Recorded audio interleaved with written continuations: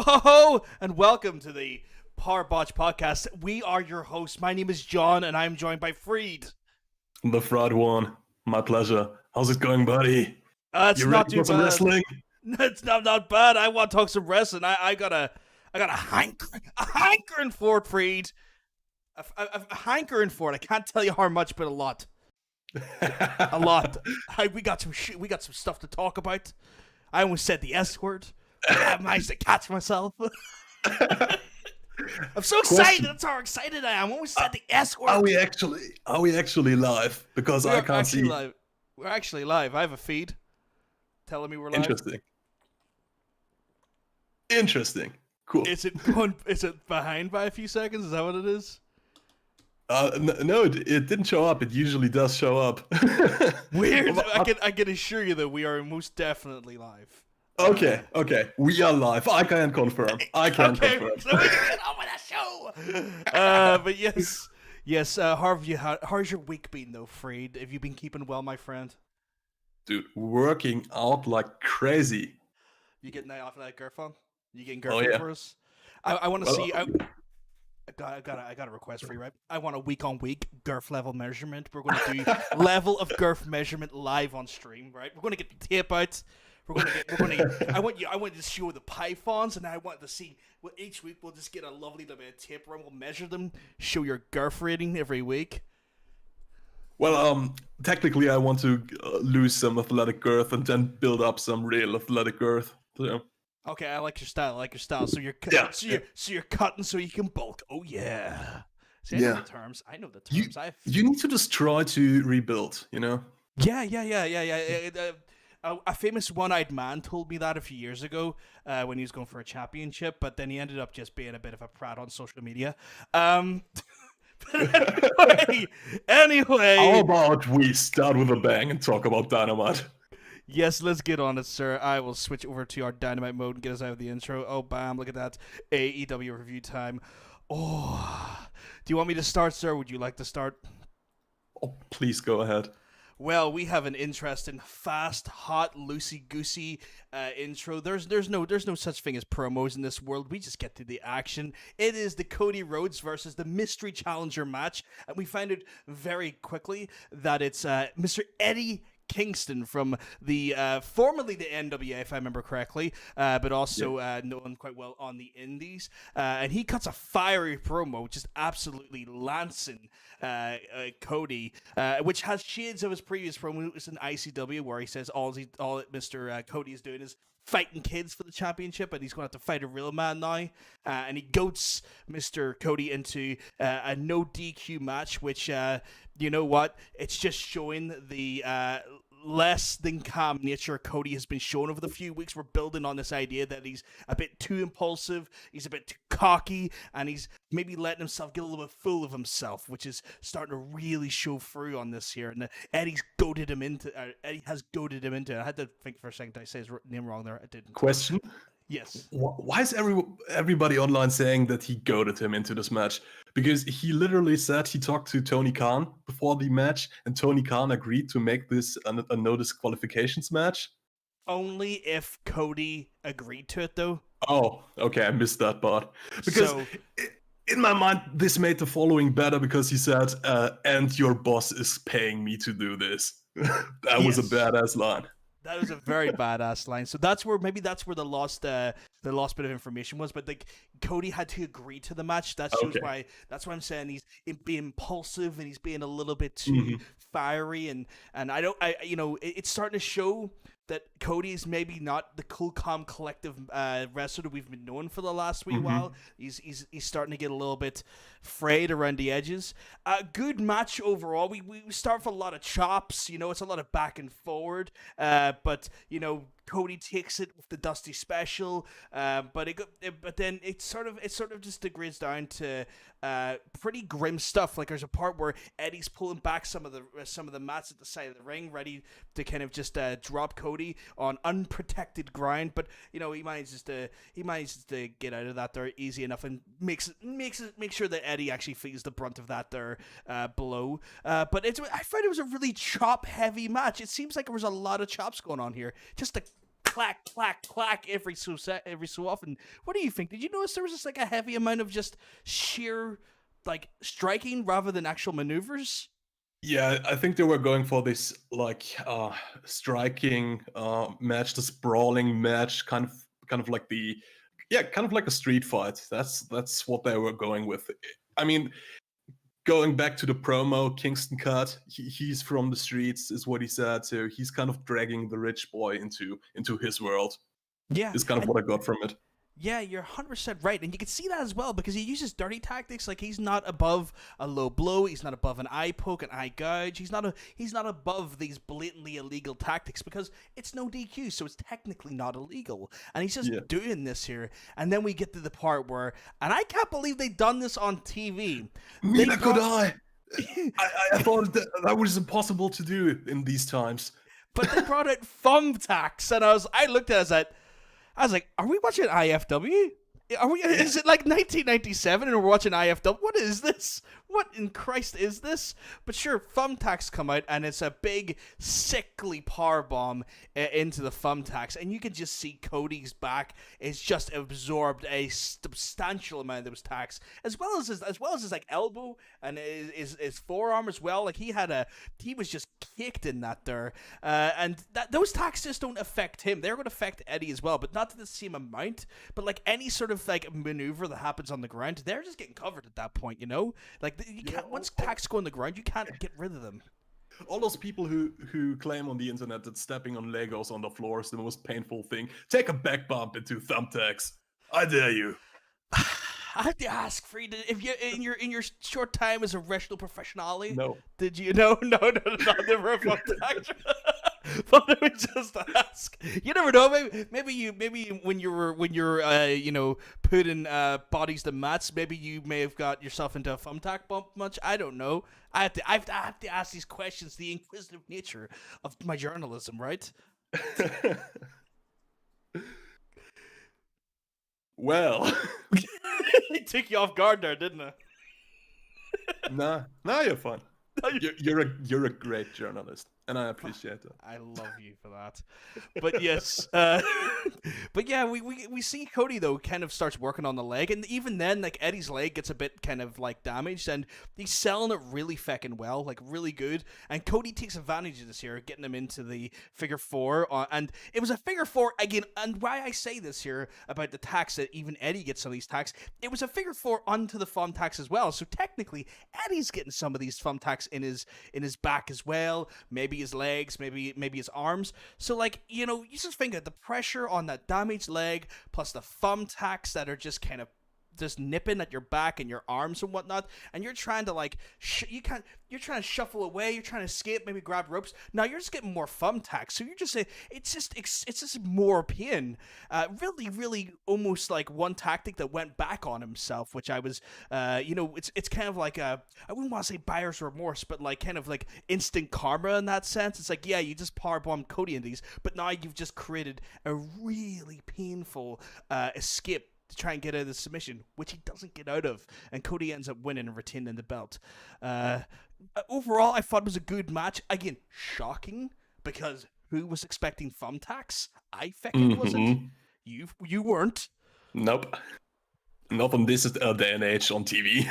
Not on TV, no. Thumbtacks on pay-per-view, I tell you. Yeah, like I like with what was the last time we seen them? Was probably Moxley versus Omega. Kenny? Yeah. And even then, that was like a match that was very designed for pay-per-view. I feel like this is a great match, but it also, I don't know if it's a big middle finger to like Vince with his blood and guts comment as well. Yeah. Like, I'm wondering about that. Like, I'm kind of like going... They did an eye for an eye match like 3 days before the show. Come on. But that was technically pay-per-view. Pay-per-view.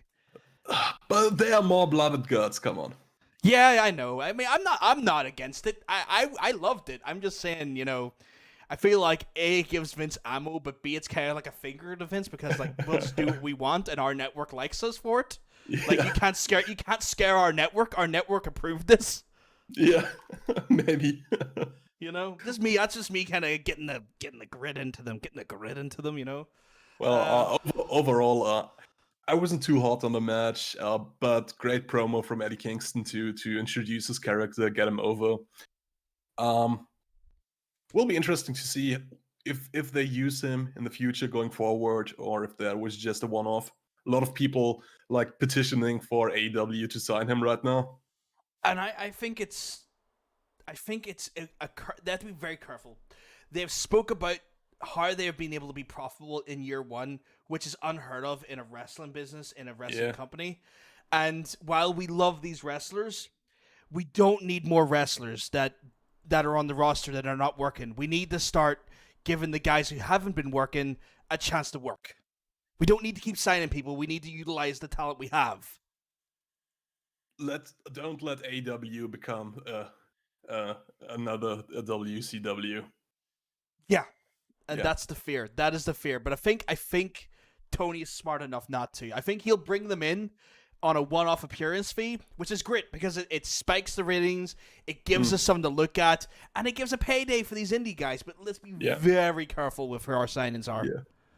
Yeah. On to the next section, the Jon Moxley promo. Would you like to give us a breakdown on that, sir?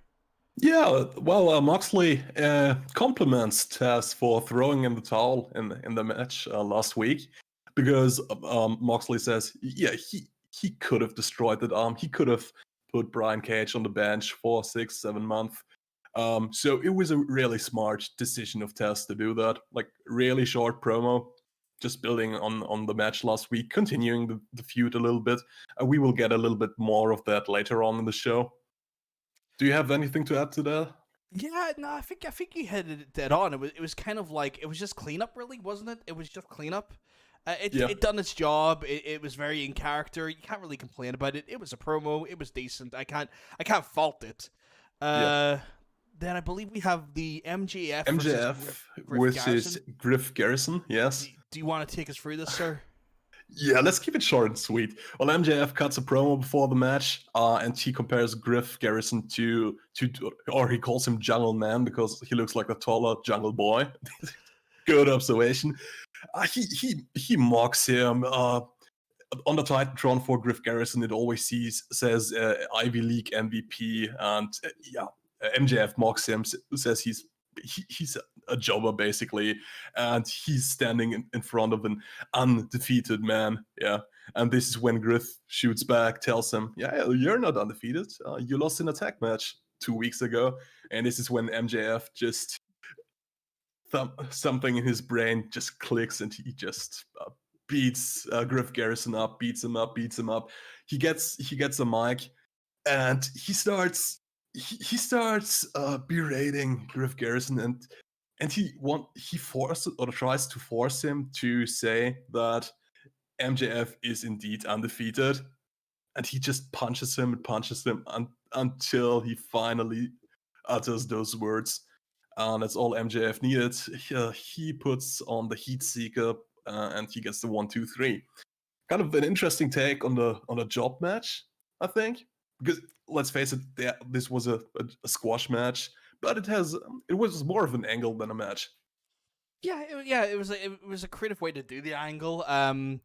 It kind of exemplifies the insecurities that MJF has, but also kind of gets us introduced to this Griff Garrison, because I think I've seen him on BTE a bit, so I'm starting to think that maybe he has been signed, probably not to a major contract, but a lower end contract, enough to kind of just give him give him enough maybe to get them through the pandemic era, because I feel like they're probably doing small, if I'm to guess, small low term contracts, help them get through the pandemic era so that they have enough to do squash matches and stuff. If you look at Dark, there's a lot of the same jobbers they bring in every week. They have like half a dozen or maybe 10 jobbers they always bring in. So, and he's one of them. Yeah, so I feel like he's there for that reason. I feel like they've got him there. But maybe if these guys do well, maybe we'll see them long term. Maybe they'll develop into something. But I mean, Serpentico was one of the jobbers, and he got a win on Dark last week. Yes, that was with Luther, wasn't it? Yes. And that was Luther's first win? No, or his third win. Okay, my apologies. But Serpentico's first. Serpentico's first. Okay, interesting. Okay. Then we have the Britt Baker promo. Do you want me to take that, or would you like to go through that? Please go ahead. Oh, not a problem. So, it starts off with Rebel talking, trying to set the record straight on her name, and then you just hear Britt Baker shrilly shriek from the room and calling in her and Tony Schiavone. And then we start getting more of the conspiracy theory promo stuff, very a la Chris Jericho Nitro 1997, which I feel like is definitely maybe Jericho's done that, or maybe Jericho's like, okay, do this, this is how I done it and it got over. I've got a feeling Jericho's fingerprints are on there somewhere, so it has to be. Come on, there's too many similarities. And apparently she's set for the biggest comeback, and she's talking about how she's a victim of this conspiracy. She calls herself, the only part that I kind of found funny is that she called herself Michael Jordan. She is the Michael Jordan of the division, apparently. But which I was kind of like going, okay, no, but okay. And then we have the, I think the announcement, or maybe it was a little slip of the tongue, that she'll be back for All Out. So I think she's making a return for All Out. Overall, it's kind of treading similar water we've seen before. Wasn't the strongest promo in my honest opinion. But it, had its moments, but it wasn't like some of the stuff that really got me laughing and really got me interested in her, like maybe 3-4 weeks ago. Yeah, I mean, a couple of weeks ago we titled one of the videos "Britt Baker's the greatest," and she can cut really amazing promos. This wasn't one of them. Yeah, no one bats 1,000. You have your off base. Yeah, so absolutely right. And then we go into yet another promo. It seems like a very promo-heavy show, funny enough, which I'm not too worried about. There's still enough good match to make up for the promo-heavy nature of it. But we have Taz promo. Right. Taz and Brian Cage are in the ring. Taz explains his actions last week, why he threw in the towel. It's pretty much what everyone has guessed. He did it to protect his business.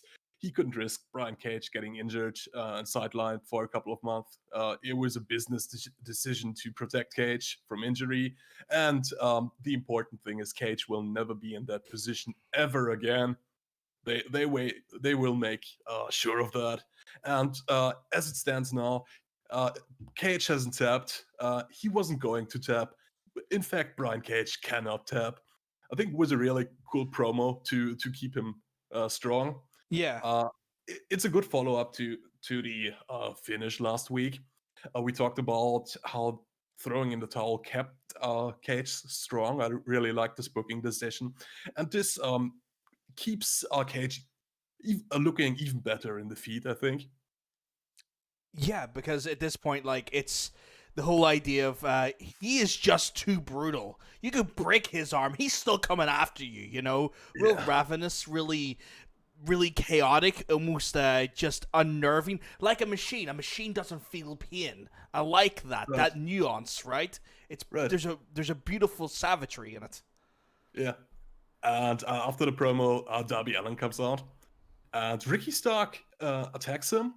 We learned on this week's Dark that Ricky Starks has in fact joined Taz and Brian Cage in this little mini faction.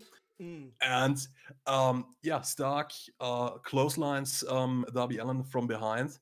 And there's been reports that Darby Allin has been concussed from this.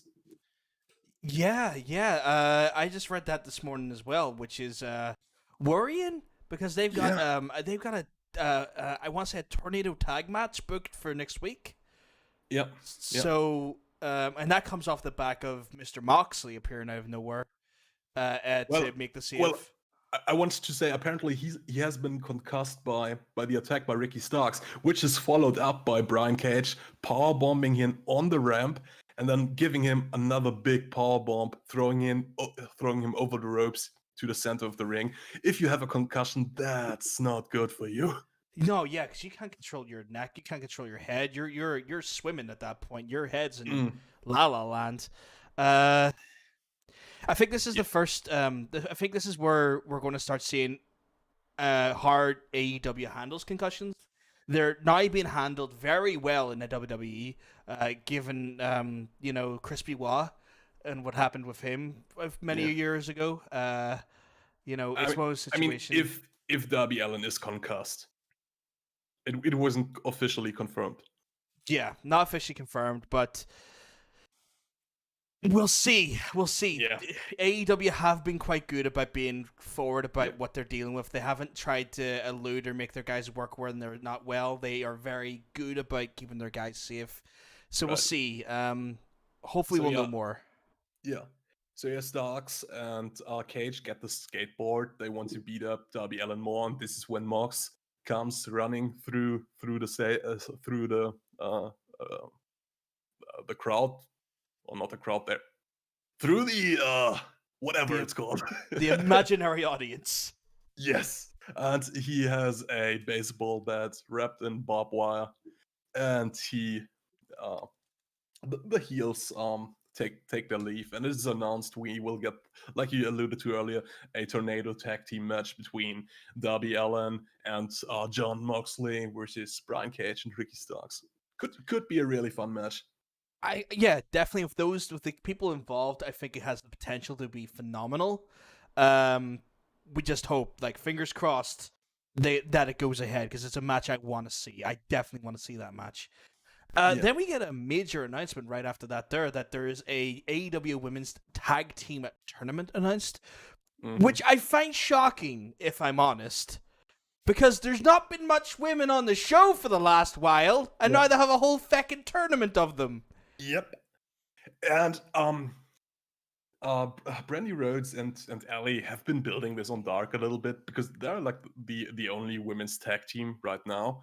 And Brandy said on this week's Dark that they are planning to do for the women's division or tag team division what AEW is already doing for the men's tag team division, make it the best in the world. It was kind of the soft announcement for this tournament, but like you said, they don't have the roster to do this at the moment. I don't know how they plan on doing it. They said that it's going to happen in the summer. I'm wondering if that's alluding to maybe borders opening up and people being able to fly over, maybe getting Bea Priestley back in, maybe the Japanese girls back in. I do want to ask the question, does this allude to a women's division tag team belt? Yeah, I thought the same thing yesterday. Not yesterday, but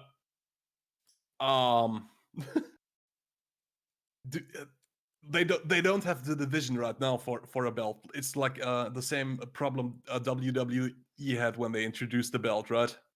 Yeah. I don't know if they give them the belt, will it be relevant, or will it be delegated to like an afterthought like in WWE? I think they have to make these belts relevant. I always worried, and I kind of applauded their decision to hold off on the mid card. I say mid card belt, the TNT Championship for the longest while. I give them credit for holding off in a while and limited it to just the tag belts, the championship, and the women's championship, and letting the divisions breathe for a while. Then they brought in the TNT belt, and they're still building that belt. I think if they can have the women's roster in such a way that they at least give the women enough time to wrestle, because even then we're only seeing maybe one women's match a week, and the rest of them are very much on Dark. And then if they do put belts on, they need to make sure they have strong enough numbers to be competing for those belts on a weekly basis. Like, we need to see like at least one women's tag a week and one women's, like, bare minimum 2 women's matches for one tag and one singles, bare minimum per week. We need to get the women's division back on track in this company. It's the only weak spot of AEW. I mean, oh, do I have audio problems again? No, you're grand. Okay, awesome. How many active like main roster stars do they even have in the women's division? Like 4 or 5 at the moment? Yeah.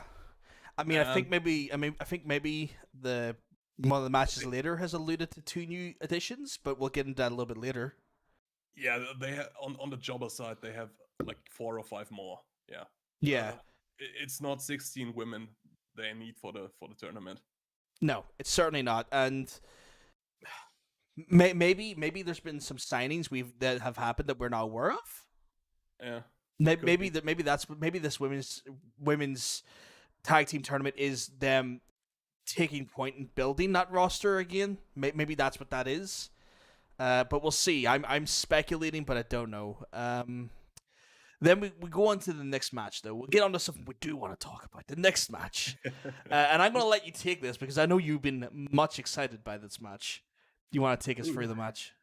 Oh yeah, we have a Falls Count Anywhere match. Young Bucks versus Butcher and the Blade. Do I need to remind you how much I love the Butcher and the Blade? You know what? I want to throw this out there. I want Butcher's attire to be that apron going forward. Yeah. I thought he looked so badass like that. Yeah, I was going to. I had like this whole 5-minute speech about his attire. My apologies. I'm sorry I took that away. No, you're grand. It starts interesting.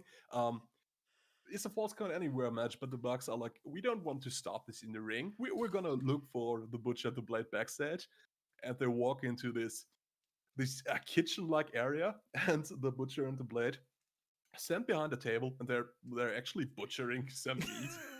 And like you said, the Butcher is he's not wearing a shirt. He's just wearing this grand apron, and he looks like the baddest SOB in the house. Like it's amazing. I just love how those guys look. I just want to be friends with them. I just want to hang out with them because then other people will think I'm cool too. So just and yeah, the Young Bucks challenge them. Butcher and the Blade are okay. Wait a moment, and they wash their hands. That was amazing. And yeah, we get into a spot fest of a match. Yeah, street fight definitely. They Matt Jackson hits them with slabs of meat. Yeah, he does. Yeah, he does. I was like, what are you doing? Just pounds of ground beef just being thrown at them, and I'm like, well, I guess that makes sense somewhere. They brawl into the backstage area of the Daily's place. And I just have to compliment Tony Khan for this building because it's a great background for such backstreet, not backstreet fights, like backstage brawls. That's the word. Like you have all those wide open areas. There's different little food courts and stuff like that. Lots of variety. Lots of cooking cooking trays to hit people over the head with. Um, one of the great spots is when they pick up Nick Jackson and they throw him into the door of a truck with his image on it. It's amazing. I thought that was great.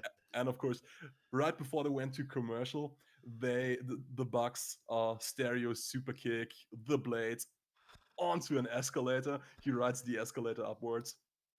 I saw that. I was laughing. I was like, "What is going on with that?"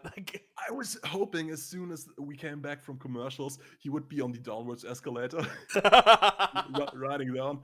Another super kick back on the upwards escalator. But I think by the time they come back, we find ourselves right back at the ring, don't we? It's like they kind of skip a lot. One thing I did notice is like, and this is just a side note, see when they do the senton from like the bar to the table, that spot there, I saw the prices of those drinks, and they did not look cheap. It's like a beer costs near $20. I'm like, for a feckin' beer? Beer! 20 feckin' bucks! Are you serious? Jesus! Oh my god. Just like, I was looking at it going like, I'm never drinking at a show if that's the prices. So that was my takeaway from that spot. Yeah. Yeah, like I said, we're back ringside. And holy shit, the Blade botches hardcore. They set up a table on the outside, leaning against the guardrail, and I think Nick Jackson is leaning on it, and the Blade dives over the top rope. Nick Jackson steps out of the way, but the Blade misses the table entirely and just feet first into the guardrail. It looked incredibly brutal. He had a lot of height. He had a lot of velocity behind him. That he was able to move after that was amazing. I said he had a lot of S word on that landing. Like Mhm. I looked at that and I was like, oh man, if he's not injured, then I am shocked. I am shocked. Yeah. That was brutal. That was absolutely brutal. Like actually, like stomach wincingly brutal at times. Just thinking about it because like that padding's not thick. That is Mhm. not thick. And then the real oh god, ugh, don't want to think about it. Oh, Yeah. And we get to top this, we get an insane finish. Because they put Butcher and Blade on tables on the ramp, and they mm, climb the structures besides those little tunnels where they come out from. And in stereo, they dive on them, pin them at the same time, get the 3. And there's been reports that both the Bucks have picked up minor injuries from this, and the Blade has picked up some form of injury from I that. wonder Nothing, where. yeah, nothing concrete so far. I hope it's not a major injury for any of them. No, I hope not as well. I feel like the thing you really made a good point to mention about is like the Tony Khan's use of like of that facility. I think that's a smart move. They don't have Yeah. crowds to worry about. They can really make use of the full concourse, and they don't have to worry Mhm. about separating fans or having security out. They can get really creative with it. And I think this is the strength of Dynamite at the minute. I think this is where the Yeah. real strength of it's coming in at the minute. Like WWE's Performance Center, because they have because they put the perspex up and whatnot, they really have locked their wrestlers to the ring, and it you know it stops WWE from having that ad hoc creativity to go about. Where I feel like AEW have seen what they have. They know what they're doing. They're like, okay, we don't have crowds. Let's make this insanely interesting. Let's give them a tour. We don't want them seeing no crowds at the ring. Let's see them fucking go up escalators, jumping off bars, hitting off trucks. Let's give them a tour of the world. And I think it's really smart. So it's a good point you hit upon there. Really good point. Yeah. So if, from the perspective of a fan of the show, it was just an insane spot fest of a match. Just an incredible, cool, spotty match. But kind of, I have to take a step back, and this match was incredibly taxing on the bodies of the wrestlers involved. Did we really need that? Like they could have had a great in ring match. They could have. Those are great wrestlers. You know what? I want. I think it'll be intriguing to see what we see for the next 2 weeks. I mean, I can't remember what's been announced for next week, but do we have a Bucks match or a Blade and Butcher match? I think they might get a week off, and I wouldn't be Yeah. surprised. They earned it. Yep.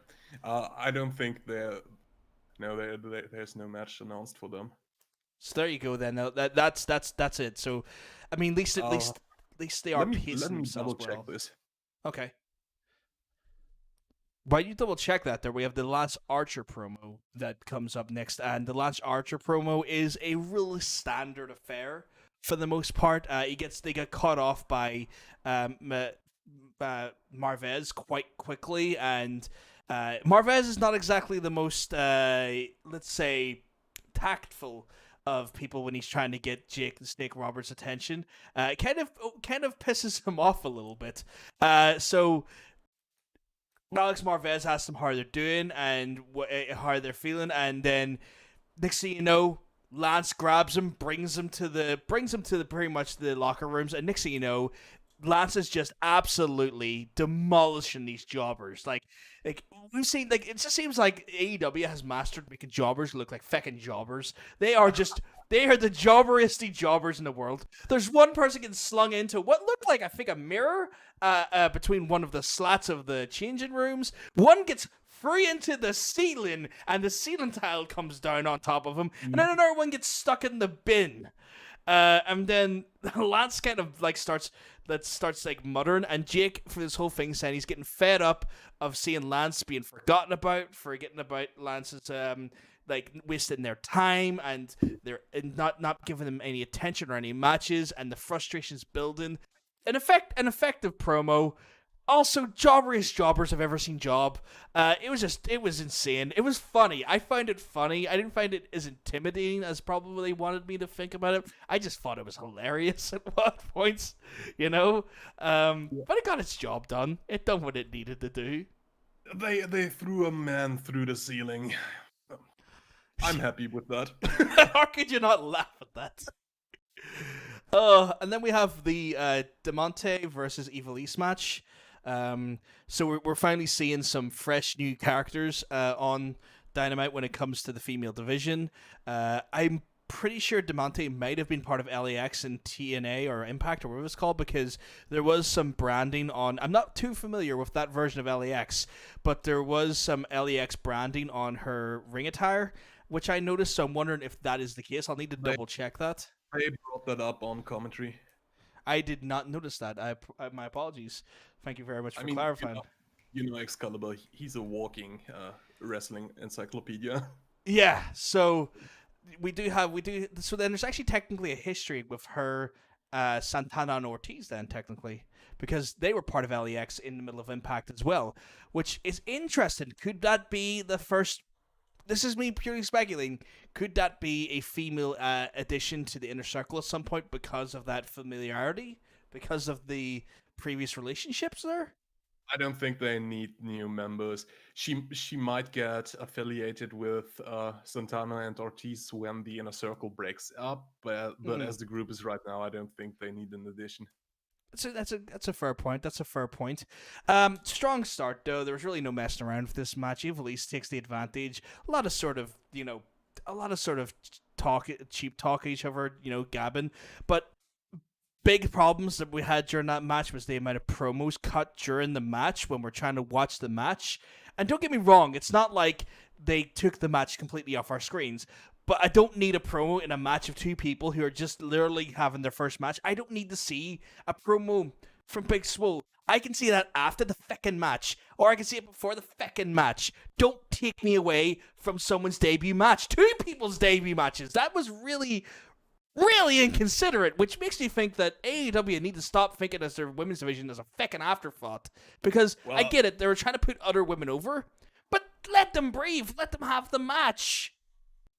Yeah. Sorry if I'm getting passionate about this. I mean, the Big Swole promo wasn't the only thing. They cut to Hikaru Shida observing ringside as well.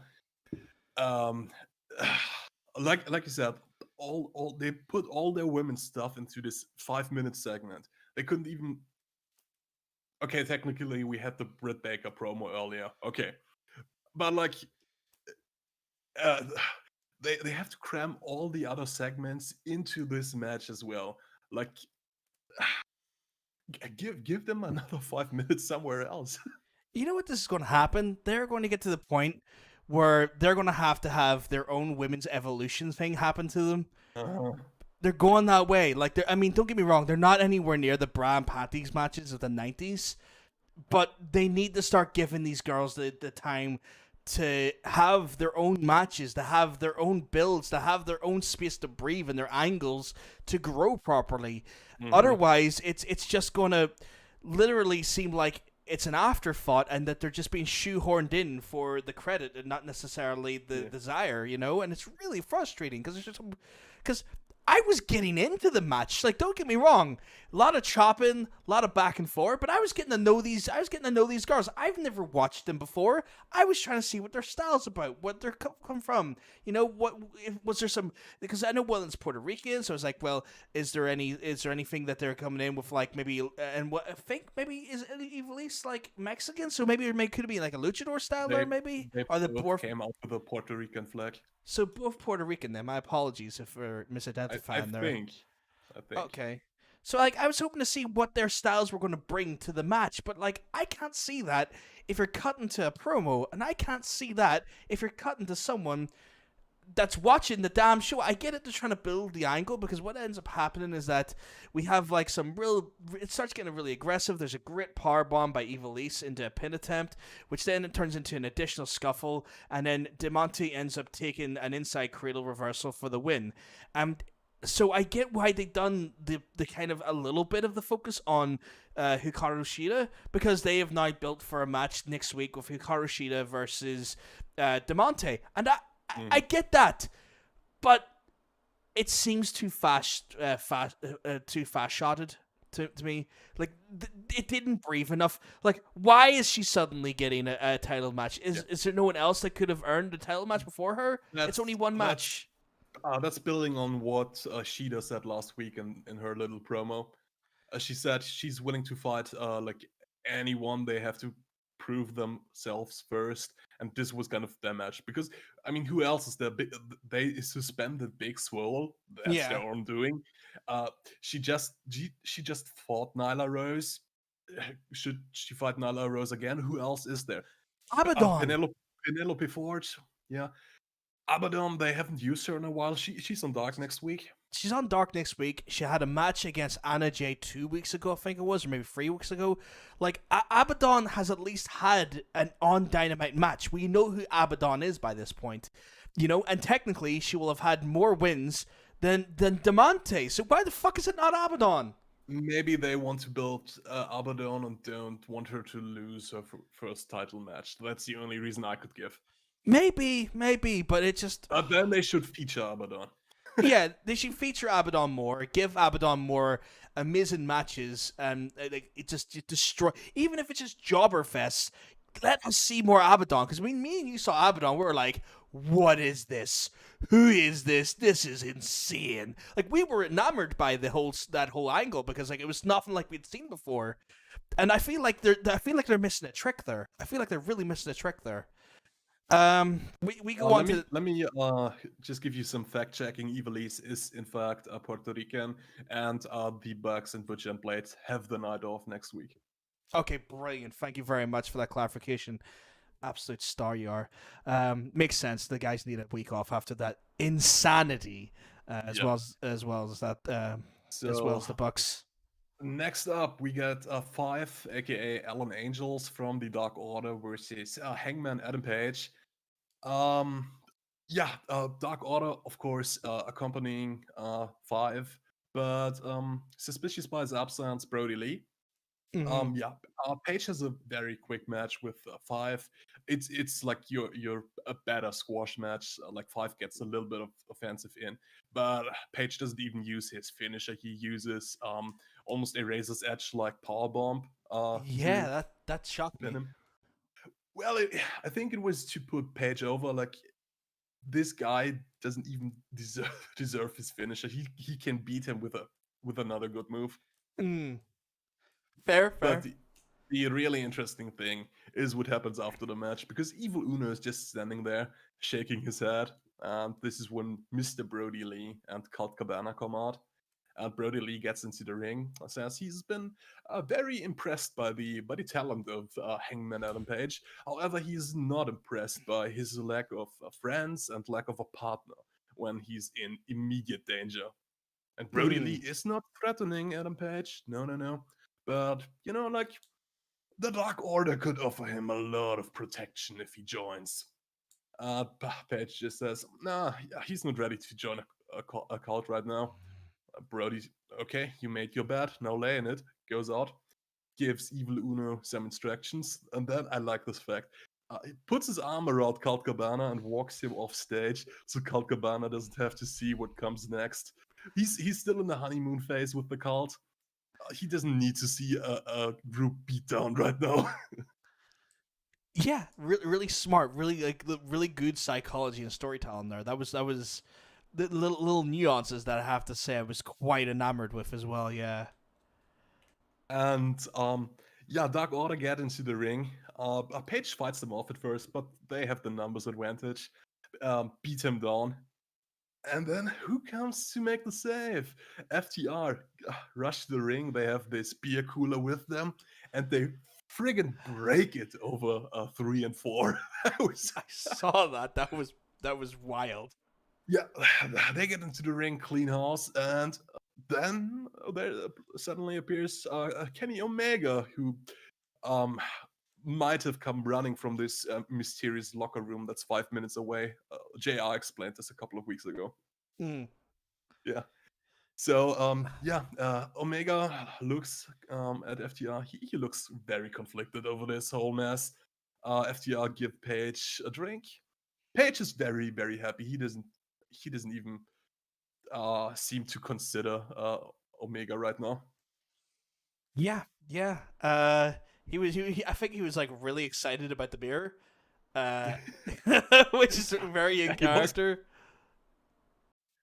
Uh, but there is that moment where you can see like the levels of friendship start to break down between Kenny and Hangman. Definitely from that there, like I think we're starting to see the honeymoon period over. I feel like we're starting to see. I'm gonna call it the slow turn of Adam Page, the slow heel turn. interesting. A lot of people think that Kenny Omega is going to turn and not Paige. So But let me because I've all of that laid out in my mind. Um, next week we are going to see a title match: Dark Order versus Paige and Kenny Omega. I I in fact mentioned on a podcast that the Dark Order will be the tag team to take that belt off Kenny and mm, Paige. Didn't think it would happen so soon. Thought it would happen in like 3-4 weeks to like further build the tension in the team, because it's happening so soon. I'm absolutely certain how it's going to happen. Next let on week, me. next week they will have their little tension in the team, but that's not what's going to cost them. Other Dark Order members will interfere in the match. This will lead to FTR coming out and beating off those other like defeating beating them away, the other Dark Order members. But Kenny doesn't like FTR. He maybe misunderstands what FTR is doing out there, and this distracts him enough so they lose the title. And he blames it on Page because what are his beer drinking goofy idiot friends doing out there? Interesting. Okay. Okay. I could see that angle playing out like that. Yeah. The reason why though, I thought the logic in my mind is why I think Adam Page would go heel is because in my head we're still expecting a Four Horsemen turn, and Adam Page is going to be part of that Four Horsemen turn along with FTR. I mean, in the current story, it makes more sense for Kenny Omega to turn heel. And like we talked about this a little bit last week, a lot of people are clamoring for the cleaner to make his comeback, go after the singles title. Yeah, yeah, but the only problem I have is that so they're talking about that on BTE and they're making a joke of that angle. And when they do that, that's when they're aware that the fans are clamoring for something, and they don't like to give the fans directly what they want. They like to swerve their fans. And I feel like that there still plays a big element in it. Because they even brought out a fucking t-shirt called The Washer, where it's Kenny Omega sitting on a bloody washing machine. So I feel like they are aware of this. They aware of what we want. I feel like they just are playing coy with us a little bit. Just a little bit coy. Might be. But yeah, we're going to see a tag team title change next week, calling it, and they will do it exactly as I fantasy booked it. We'll see. We'll hopefully see it soon. That brings us on to the last match of the night, which is the Jurassic Express versus Inner Circle match. This is a this is quite the match. I'm going to say right now. I wasn't expecting it to be as good as it was, but it was actually very good. We start off with like Jericho being like super aggressive over Jungle Boy, but Jungle Boy's kind of nimble. He's got momentum. He's kind of taking Jericho off his feet, and it's like, oh, what's going on here? Next thing he's like, no, I know what it is. You get in, Jake. You get in. So Jake Hager comes in. Jungle Boy's like, right, I'm gonna get my dinosaur in, and gets his dino in. Blah de blah. You know, it's just a big slugfest at this point. It's just two big horses hossing it up, hoss style, with going for it. But it looks like they realize what Luchasaurus' strength is. It's his legs. It's that tail whip kick. All of that. They're too dangerous. We got to take that out. So next thing you know, there's a lot of focus by Hager as well as Jericho as they focus on the leg and try and take away that power. Yeah. And there's some wretched bending and almost snapping by Hager on the leg of Lucha. And at some point, his ear gets caught off and is bleeding profusely. I don't know what the what happened there, but yeah, there's a massive gash in his ear at some point. I guess Jericho doesn't like ears, considering Orange Cassidy also got his ear bled open a few times by Jericho. So I got a feeling that Jericho just has an ear fetish at this point. Just throwing this out there. You know what it is? I've just worked it out. Jericho is trying to go after ears so that he can build an angle with Tyson, so it's the best of who can take off an ear match. I got it, boys. I worked it out. Damn it. An ear for an ear match. An ear for an ear match. I worked it out. But no. Ignore what I said there. So yeah, but then next thing you know, Jungle Boy comes in like a house on fire. We're seeing like a tope suicida into a springboard, and then Marco's son starts getting in on it. He gets a little bit of moves on Jericho, gets his ass out of dodge, and the ref doesn't see it. Then we see Matt Hardy watching on, which I thought was intriguing. They put a bit of focus on that, and I don't quite get why they did that. But Matt Hardy was watching them. Do you have any insight on that? Yeah, Matt Hardy said he's kind of not that happy with his current run in AEW, and that's not because of the promotion. It's because there are no fans there, and he feels like his broken gimmick just works only in front of fans, and that's why he kind of had to rethink what he's doing right now, and he wants to help the younger guys and a little bit. That's why he got with Private Party, and maybe he's going to coach Jurassic Express a little bit. That could be a tease for that. Okay, that makes sense. I can respect his decision to do that. So that gives a bit clarity to that there. Then we have some shenanigans with Santana and Ortiz going in after Jungle Boy when Aubrey isn't looking. Then we have this moment where, like, I think it's during the commercial where Jericho just shouts that he's crazy. I was like, all right, okay, you're crazy, cool. That's fine by me. You didn't have to tell me twice. But then we have this like great sort of counter to turnbuckle. After it just forcing Jericho off. Like Jericho goes to do something, and like this wonderful counter, and then next thing you know, there's this really, really brilliant sort of brutal clothesline that happens, and I was like, oh, that's stiff. But then Jericho does what he always does and tries to bring old Floyd into the match, tries to get his bat involved, and again Aubrey stops this here. Quite a heated exchange as well. Like them two are like pushing each other. Like Aubrey literally throws him back against the ropes and stuff. Like it was quite a. I'm just saying, like, good on you, Aubrey. You know, you don't take no crap, woman. Just give him what he deserves. You're right. You know, I want Aubrey to get a punch in, just a wee dirty one in there. But nah, she's too good of a person for that. There, we can't have refs hitting their talent. I'm a fucking mark for that stuff. Then I kind of spoke to you about this earlier. I started noticing like the crowd was out shouting the commentary.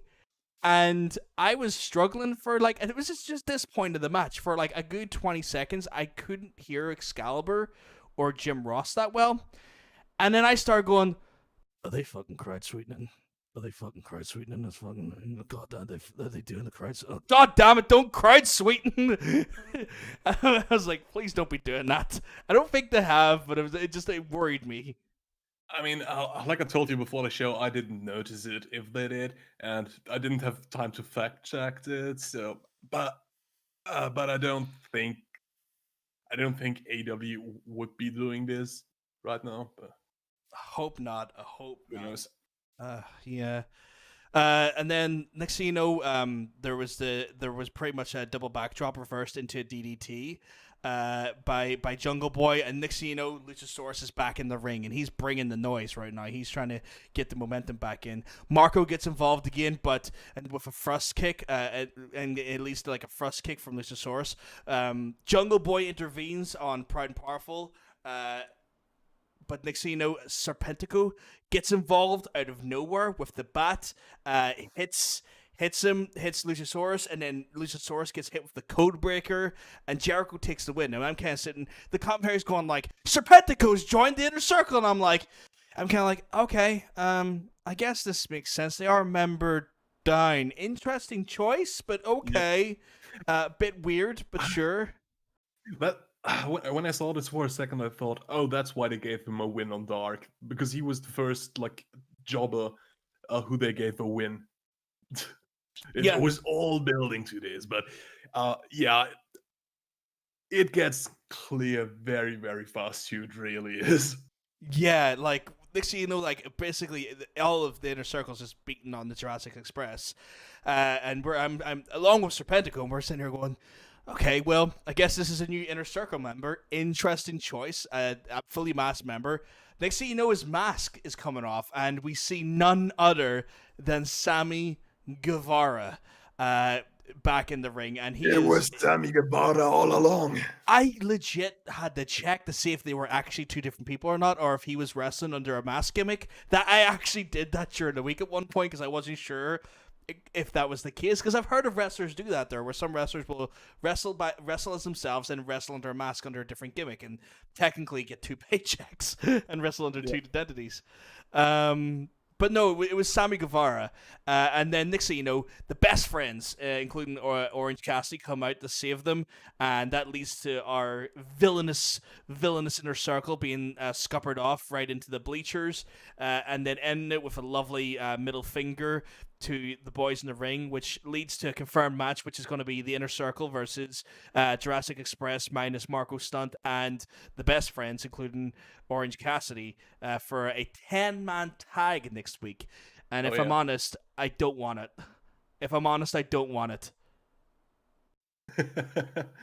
Do you know why I don't want it? Why? Because they need to keep Jericho away from Orange and let it simmer for a while.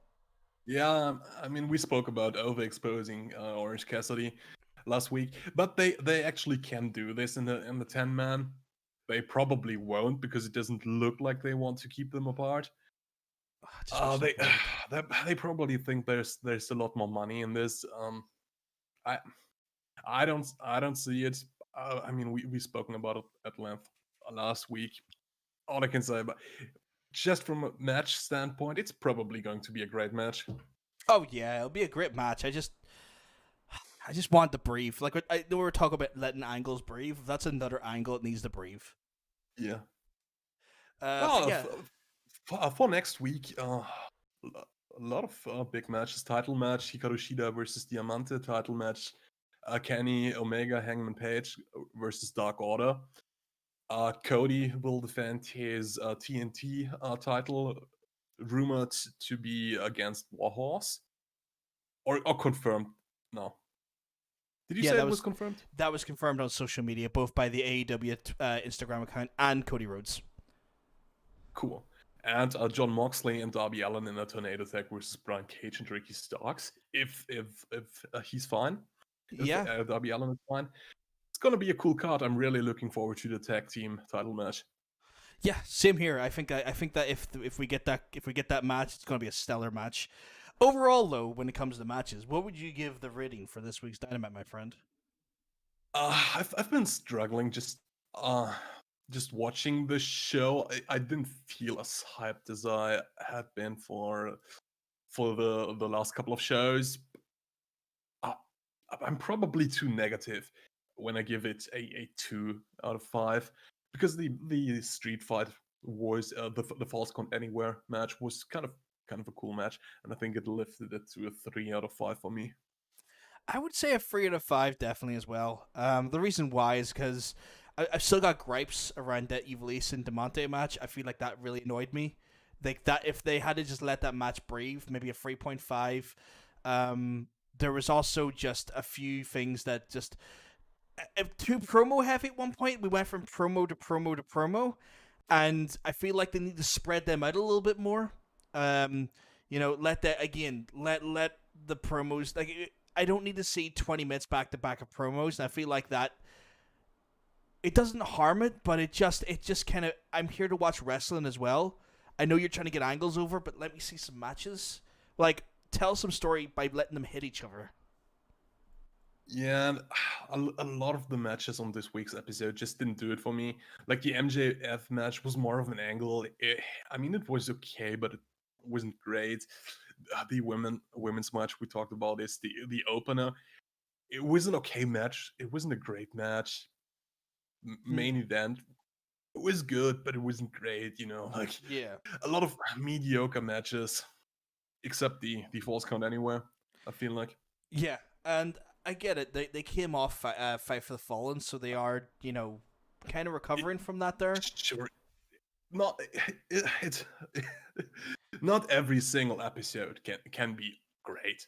It's okay to have a mediocre show from time to time. Yeah, I mean, again, no one bats a thousand. We're not expecting perfect every time. But that brings us on to then the news. Oh, that. With that being said, what would you like to talk about first, sir? There has been a literal horror show at Extreme Rules, so I've been told last Sunday. A lot of wacky matches, wacky finishes, and kind of non-finishes. The pay-per-view as a whole hasn't been received that well by fans, I feel like. And it's kind of an odd decision to pull that many non-finishes or screwy finishes like into one show. Let's start with the Banks and Asuka finish. Just Bailey puts on the ref shirt and counts the pin, like in kayfabe. They know that pinfall doesn't count, right? Yeah, surely not. It's just heels being stupid.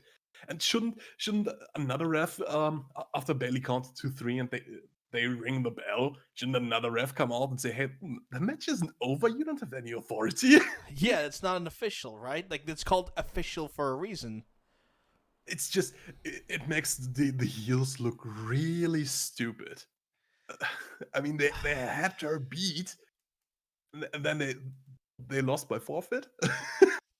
Yeah, they really haven't thought this through, and like, I get it. They want to try and drag out this like Bailey and Sasha Banks angle for a while because I think they want to do the split in front of crowds, where it'll have the most potential for a pop, but it's like at the detriment of your other roster members. Is this really smart? There's a reason why, uh, you know last week was the lowest ratings ever in modern history, and this week wasn't much fucking better. Mm-hmm. Then MVP, it was still promoted for him to face Apollo Crews for the real United States title. It was rumored that Crews had COVID. Yeah. Do you see this confirmed anywhere? No, I haven't seen it confirmed anywhere. And then I also started reading some speculation they want to maybe put the match on TV to do a ratings pop. But, still nothing. So they've been promoting a match and then didn't deliver. MVP did crown himself the United States champion for a second time. Okay. We got the Lake of Reincarnation finish from this weird swamp fight. Like, yeah, it's almost like they took a Matt Hardy angle and put it into their own show, which is quite odd. Yeah. And to top it all off, my favorite stipulation match, eye for an eye. They made this little fake eye for Rey Mysterio to let pop out of his skull because they made the friggin' stipulation for this to be the finish. I mean, yeah. Why? And to top all of this, they make Seth Rollins puke at ringside. Yeah. It's like, oh god, I don't know. I don't know anymore. Like, I seriously question the candor of these people. And, like, I feel like this plays into my speculation that they are using this as a means to write him off if he doesn't sign for his new contract. Because Yeah. there is the latest news that I read was that Vince McMahon has denied the raise. Like, he is, and has cited the roster cuts back in, I think it was April, like late April, for the reason why Ray can't have a raise. Yeah. So I think this could be a way they can write him off if he doesn't sign. Yeah, probably. Well, most likely.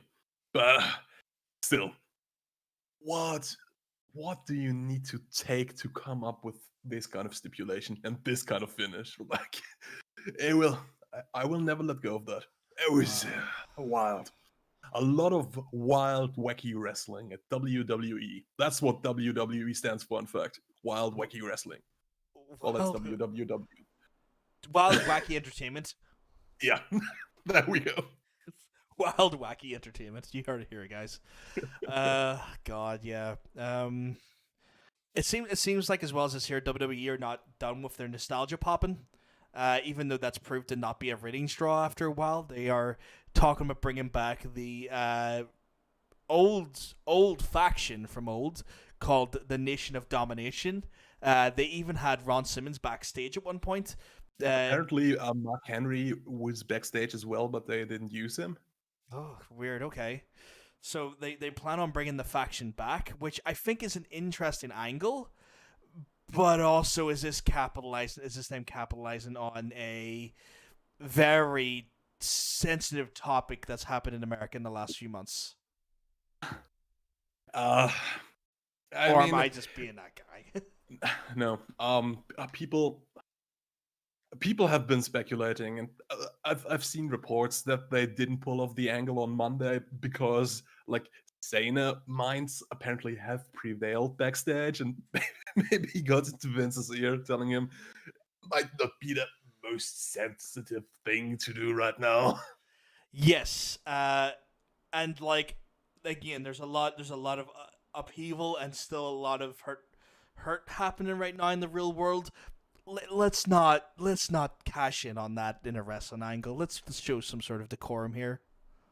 And let's put it this way: only start a new Nation of Domination if you can The Rock to be their leader, because we all know Rocky Maivia was the Nation of Domination. He was, yeah, because like that was the whole angle. He made real strides in that time because he was the babyface who was told to go die by the fans when the Nation of Domination. Yeah, when the Nation of Domination done an insurgence against Farouk and took it for himself. Like that was like Rocky's coronation into like wrestling, into being accepted as just a wonderfully horrible heel. And I get they maybe want to do that with someone else, but then you have to have them turn on The Rock if you have The Rock in there. And can you turn someone against The Rock? And not, is that possible? I mean, it's easy to turn someone against The Rock, isn't it? You can turn him against them, but like he'll just squash him. It's the fucking Rock. They're not going to have Rock lose. Okay. You know, like, do you really think in Vince's fucking house of hard men that Rock's is gonna do a job? No, he's not. He's like the Rock. The man's probably like the closest thing to Superman to Vince right now. If he has the Rock on his roster even for a month, he's gonna crush everything and then make everyone look silly. Probably. You know? Oh. Anything else on your side, sir? A lot of Impact debuts and re-debuts, haven't they? Like we had Slammiversary, we had an episode of Impact. A lot of people turning up there. Motor City Machine Guns, they caught me by surprise turning up there. That was interesting. They very much did. I actually thought it was going to be the Good Brothers in that match. Right. I thought it would have been the Good Brothers, but no, they were just set for a different angle, apparently. Yeah. Motor City Machine Guns. If you think back to the mid 2000s, in Impact, Ring of Honor, the Motor City Machine Guns were the Young Bucks before they were Young Bucks. Yeah, they were incredible. They were honestly my favorite tag team. Back watching their like old school TNA, they were my favorite tag team. They just done things that I couldn't believe. It was them and the original LAX as well with Yeah. Hernandez and Homicide. Yep. They Yep. were my two favorite tag teams in TNA back in the day. Yeah. Amazing. TNA had an amazing tag team scene as well back then. Like Beer Money Inc., America's Most Wanted before that, Team Canada, like Yeah. a lot of great tag teams. Generation Me. Yeah. Uh, AJ Styles, Christopher Daniels. It's always like we've seen these people elsewhere somewhere. Yeah, but I've heard they made some bucks somewhere, and they're still young, even though they're in their 30s. But You who know. knows? You know. I mean, uh, uh, yeah, who else do we got? The Good Brothers made their debut in the main event of Slammiversary, nonetheless. yeah, interesting choice for them. And the angle at least was a solid angle considering what we found out they turned down to go to WWE instead of instead like AEW, you mean? yeah. They turned down AEW to go to WWE. Or re-sign with WWE, and the angle they were given was going to be the angle that Santana and Ortiz had for the Inner Circle. They were going to come out to sweep the Bucks, then beat them up on the inaugural episode of Dynamite, and then join Jericho in the Inner Circle. That was originally meant to be the Good Brothers doing that, and so it's good that at least they have a big main event angle going into Impact. Like, even though they made this huge mistake, and they like Carl Anderson on the Talk Shop podcast has called it a huge mistake, has said, you know what, we made a huge mistake, but they got this big angle anyway, and apparently they got the money, the re-sign for Impact that they were originally offered at the time when they were being courted by everyone, including WWE. When the contract was expiring. Interesting. So Impact honored the original deal. WWE offered them big money back then. Massive money, and Impact offered them really good money as well, and AEW offered them really good money as well. Yeah. Impact honored the original deal. Did you see the well, you alluded to it. You watched Being the Elite. I watched a little bit this week, especially this little sketch with the Good Brothers. Yes. Yes. Because the Young Bucks are sitting in a hotel room. They're having a little flashback. Yes. And it's not actually a flashback. They got the Good Brothers in to record this with them, and they're just talking in 2016. Yes. And the Good Brothers are talking about, yeah, we're going to WWE. We're making this money. We're never gonna regret this decision. It's like that company has two paws, and I trust both of them. Which is really great because, like, if you listen to the Talking Shop podcast, it's nothing but Barry and Paul Heyman and Barry and Triple H. I couldn't stop laughing at that part. Oh, so good.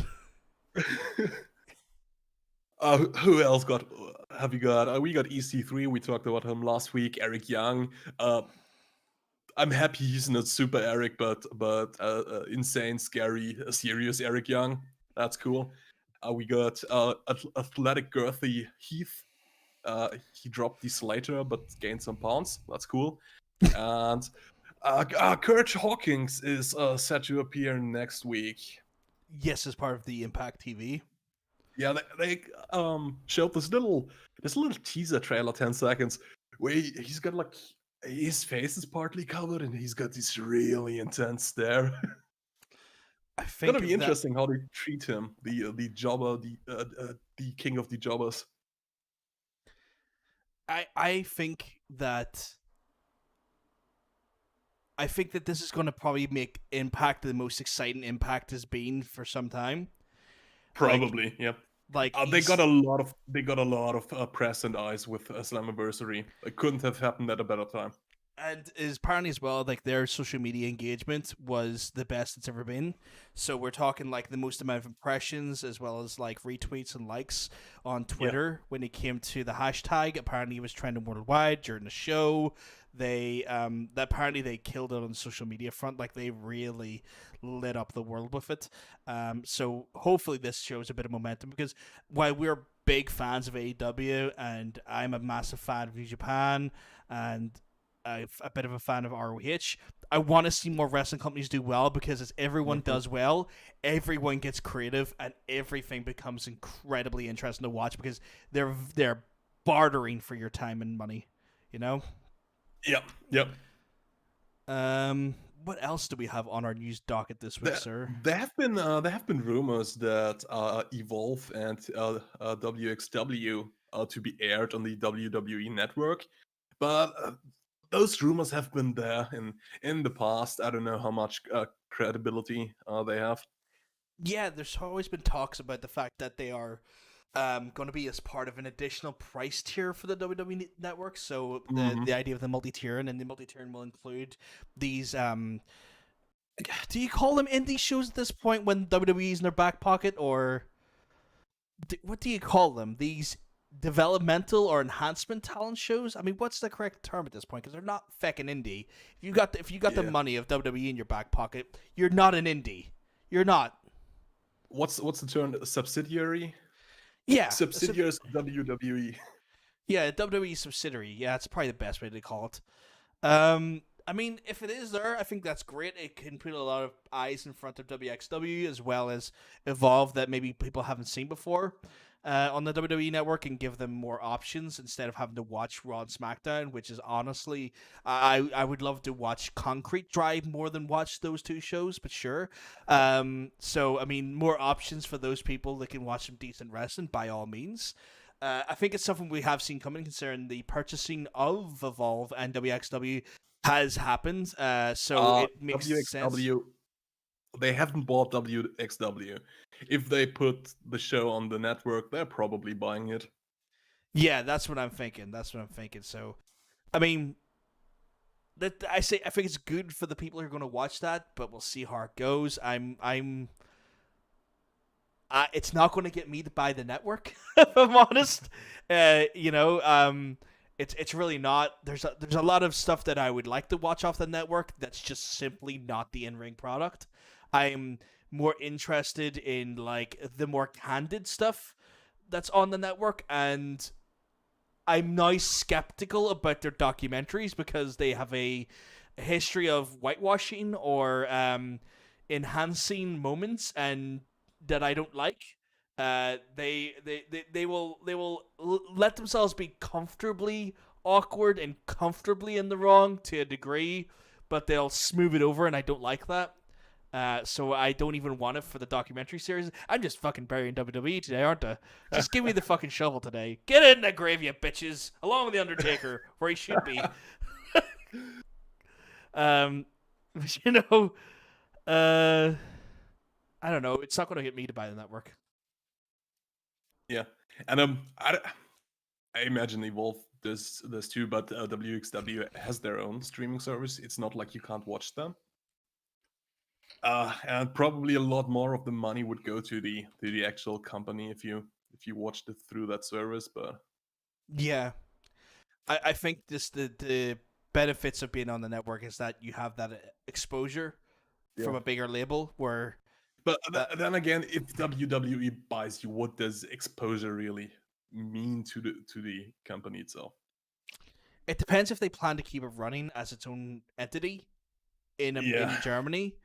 That's the main thing. It'd have to still run as its own entity, and it'll get the shine of WWE's infrastructure on a digital scale, but it's all very much a case of we'll have to see when we see. Yeah, but I mean, what does the exposure to the even matter to the German market? Because if you're a wrestling fan in Germany, you know about WXW. There aren't that many promotion, and this is the biggest. You basically can't be a wrestling fan in Germany without knowing them. Yeah, that's true. But then for stuff like was it 13 karat gold or 16 karat gold? Sorry, what was it again? Their massive tournament. There is a lot of travel from international Hmm. fans that go to that tournament, and maybe it puts more eyes on that product and puts maybe more butts and seats there Could be, could be. from an international standpoint. That's me being hopeful. I know Matthew from Bartomania is a massive fan of it, so Yeah. it does it.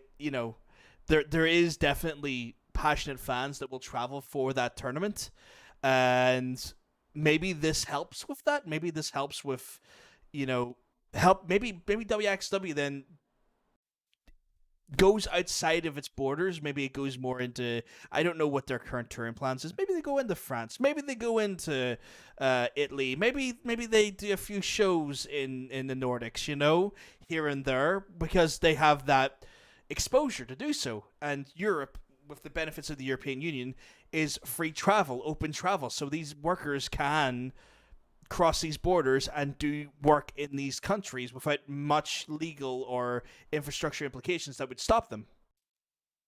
In the future, of course. Not Yes. right now. Not right now, no. Not while we're still on the back end of a pandemic. No, you're right. What is our what else? next article? Yeah, I was going to ask you, what else do you have? Uh, so apparently, according to my sources, or the things I've read on the internet, Vince McMahon is not even remotely worried about the fact that his shows are tanking in the ratings. Well, according to my sources, the networks, they're fed up with WWE, and the people backstage, they're getting a little bit angsty back there. By the way, my sources are the internet. My sources are the internet too. My sources are special. But no, apparently Vince McMahon's not sweating it because he thinks that the ratings will go back up once live crowds are able to attend and be part of televised shows again. I personally don't think that's the case. I think that we're seeing that we've been seeing this decline for quite some time since 2015, and if that was the case, why is AEW's ratings growing? If the lack of live crowds are affecting it, Well, okay, AEW's ratings aren't exactly growing. They've been bigger in the past. They're more or less oscillating around the same number, kind of, since the pandemic started. no, but their key demos are growing. Like Okay.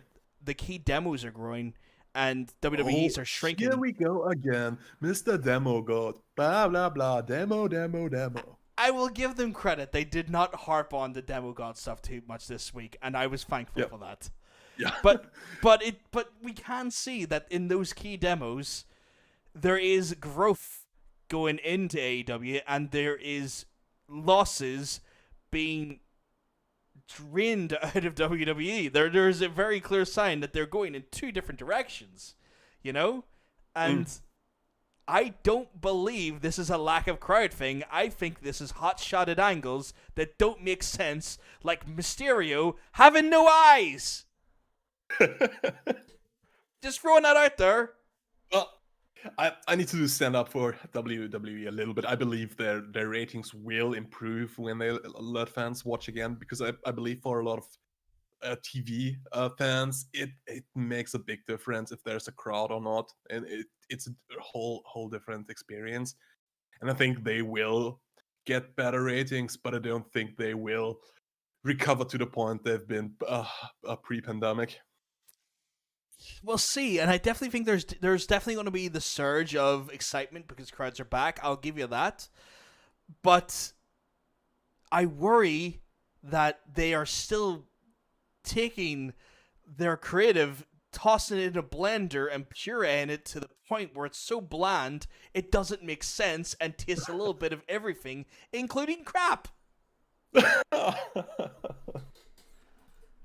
I'm gonna get so much heat for the comments I'm making today. I can already tell. Well, I I shed on AEW earlier, so there we go. Oh, there we go. You get to do that. Who, I get to do this. yeah, who will draw more heat? It's one of those like stupid smart Mark wearing his Bullet Club T-shirt. Maybe people will compliment me on my bravery for actually criticizing, which I love. It takes a lot more courage than to punch down on the punching bag. That's WWE. It's not punching down. It's a company that made record profits the last quarter. That's not punching down at all. God damn it! You're not making any sense. Oh no, clearly not. I'm an irrational mess. Sure. Do you have anything else you want to cover, sir, on the news? I don't. Cool. Should we go over to our special segment then? Oh yes. We have I've been suggesting that we have a little movie night. Yeah, we've been watching a wrestling movie, Kayfabe, a fake real movie about a fake real sport. And John, let me tell you, the last time I did see this movie was about 10 years ago. Yeah. It's from 2007. It's a Canadian film, if you're interested. Um, when I watched it again this week, like for the first 10 minutes or so, I was like, holy effing F, why did I suggest that we watch this? And by the end of it, I was just filled with joy that I watched it again. Made me really, really happy. But I'm interested. You've seen this movie for the first time now. What's your impression? You're not wrong about those first 10 minutes. It's cringe factor 5 right there. They start off pretty heavy with like the explanation of insider terms, like mark and work and job and things that we as wrestling fans kind of know in this day and age. But maybe in 2007, you maybe weren't too familiar with it. Maybe you're getting familiarized with what it is and whatnot. And this could be your introduction to those terms. They're getting really, really annoying with because they make this really loud ring bell sound whenever they bring in one of those explanations and stop the movie for a second. Like, it was a really weird choice to do it this way. Yeah, it was a bit strange, but it kind of reminded me of so Wrestling Regret done a review on like the Ventura movie, the Ventura biopic. And they done something kind of not similar, but like in the same vein as that there as well. But they kind of like froze a second, and he was in his older self was like walking through the scene, telling people what the terms meant and stuff. So I feel like they were kind of doing that in a different way. But I know what you mean. It came across a little bit like, don't know how I feel about this. This is a bit too. That's jarring. Why are you taking me out of the movie already? But yeah, it's that movie has a bit of a wobbly start, but it gets so much better as you go through. So much better as you go through. You know what I like in this movie too? Have you ever watched Super Troopers? Super Troopers. I haven't. Yes. It's kind of like a movie about sort of traffic cops in America with the same effect where like they kind of goofing off, but they're also trying to do their work and they're trying to be sensible about it. But like people inside the team are not working as a team and almost to the detriment of the team. So I got like vibes of that there. Very Super Troopers, which was good. Who was your favorite character out of curiosity when it came to it? To Super Troopers? No. Kayfabe the movie, sorry. Oh, maybe you should start telling people what Kayfabe the movie actually is, because it's a wrestling mockumentary. So a fake documentary. And it's about this film crew that follows around the stars of a promotion with a really, really long name. I didn't bother to write it down. It's like this little indie promotion that's been around for ages, and yeah, it's about this indie promotion. They go backstage with their filming crew. Yeah, and you get this whole mockumentary style. You get to see some in-ring footage. You get to see the wrestlers backstage, and they're like those storylines developing backstage.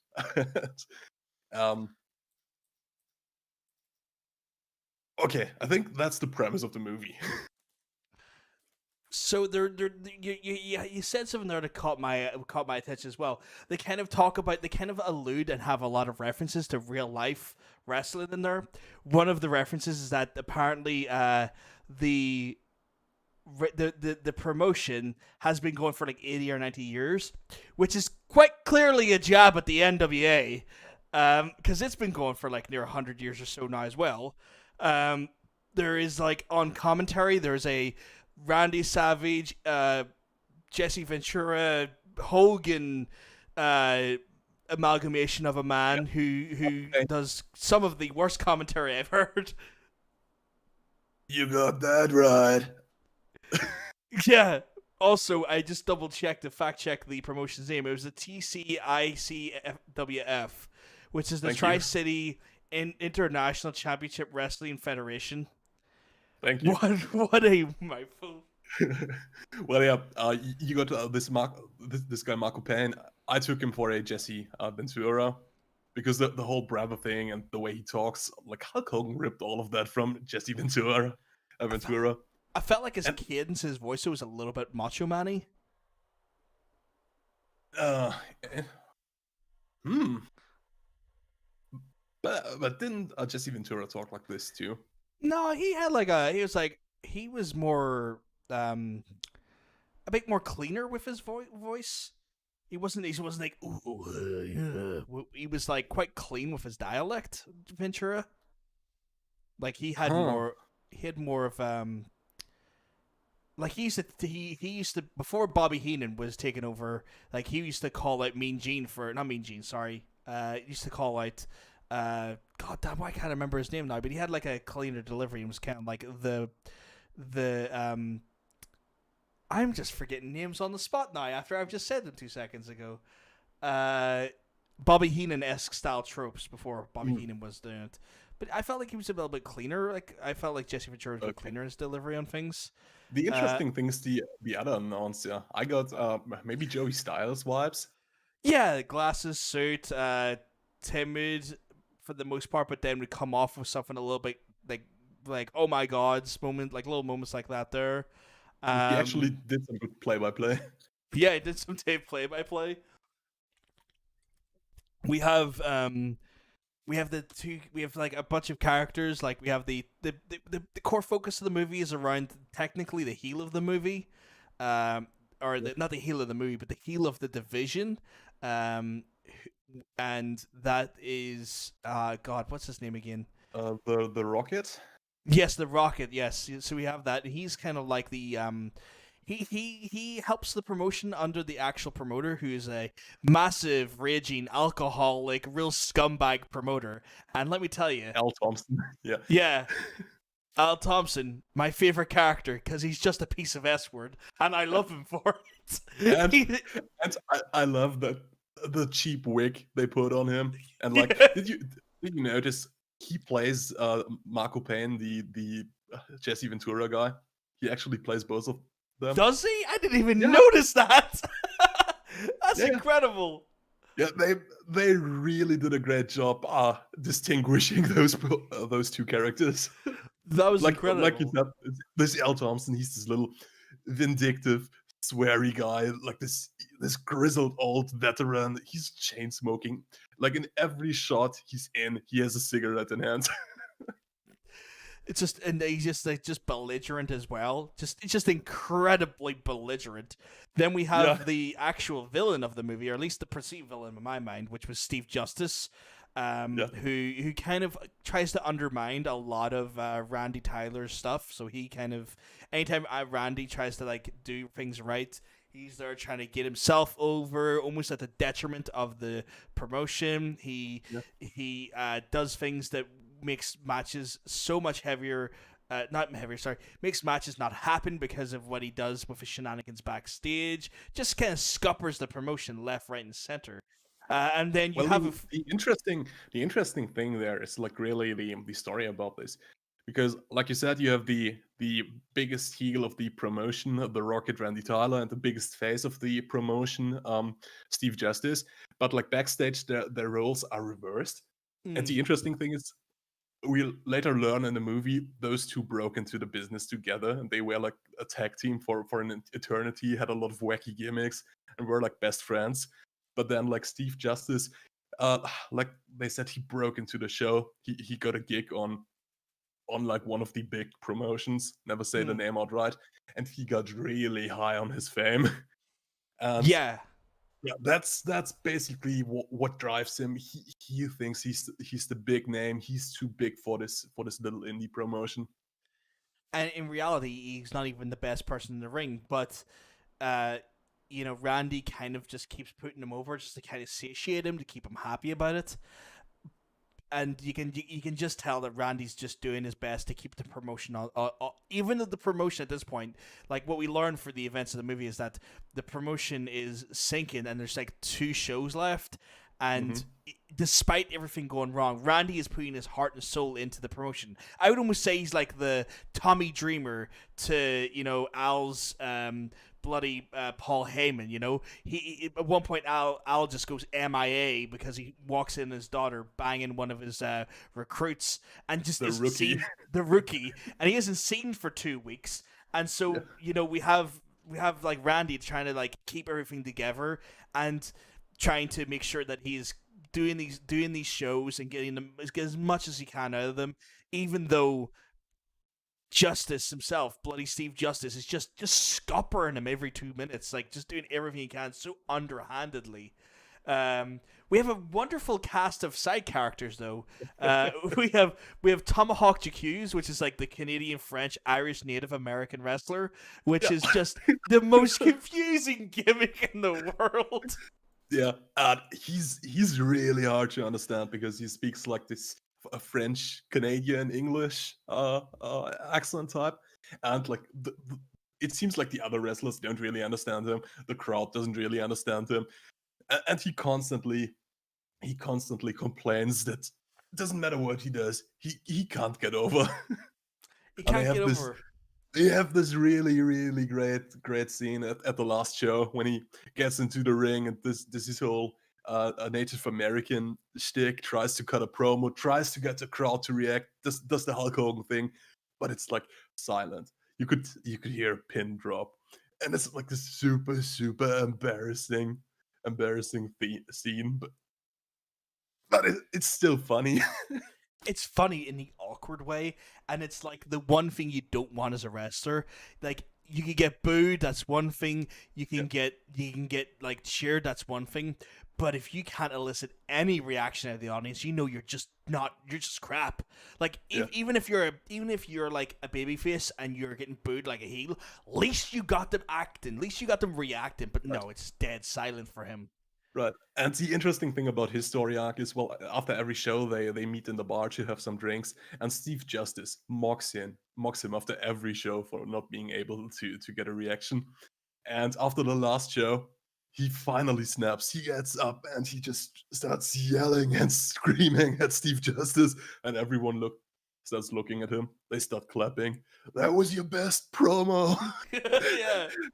And all the anger leaves them, and he's just like, huh? What did I just do? He kind of found himself and accidentally lost himself again all in 2 minutes. Then we have El Roboto Magnifico, which is a masked robot wrestler who's really into tweaking your nips. He seems to really be into that move. And he's fighting the what's the Tomahawk Tomahawk. I think it's Jock. Is it Tomahawk Jock? I thought it was accused. Jock, okay. I think it's French. French names are confusing, yeah. Yeah, El Roboto fights Tomahawk Jock like every show, right? It's interesting. Every show, and he loses every single time to this robot. Every single time. And he just keeps getting his nipples tweaked the whole time. Every time it cuts to their match, he's just tweaking his nipples. We also have the most controversial character, I'm going to call him, Casa Supernova, who is... I love it when another wrestler questions his gimmick. like, Yeah. Casa Supernova, what does this even mean? I'm a ladies guy. Yeah. It means house of supernova. What does that mean? I don't know. I don't speak Spanish. I'm a ladies guy. Yeah, exactly. He hasn't realized that the super has turned out into a different name. Yeah.